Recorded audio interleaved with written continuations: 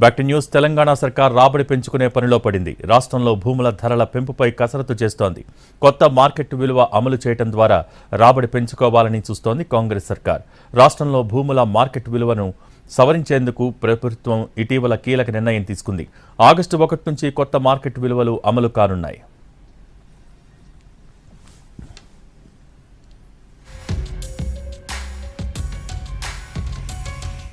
తెలంగాణలో ఆగస్టు 1 నుంచి కొత్త మార్కెట్ విలువలు అమలు కానున్నాయి. వ్యవసాయేతర భూములు, స్థిరాస్తుల కొత్త రిజిస్ట్రేషన్ల ఛార్జీలు అమల్లోకి రానున్నాయి. క్షేత్రస్థాయిలో విలువను అంచనా వేసేందుకు స్టాంపులు, రిజిస్ట్రేషన్ల శాఖ కార్యాచరణ ప్రారంభించింది. గ్రామీణ ప్రాంతాలు, పట్టణ ప్రాంతాల వారీగా మార్కెట్ విలువల సవరణపై మార్గదర్శకాలను జారీ చేసింది. రాష్ట్ర వ్యాప్తంగా revenue, Panchayati Raj, survey, land records, పురపాలక శాఖ నుంచి సహకారం తీసుకోవాలని సూచించారు అధికారులు. ఈ నెల 18న అదనపు కలెక్టర్లు, ఆర్డీఓలతో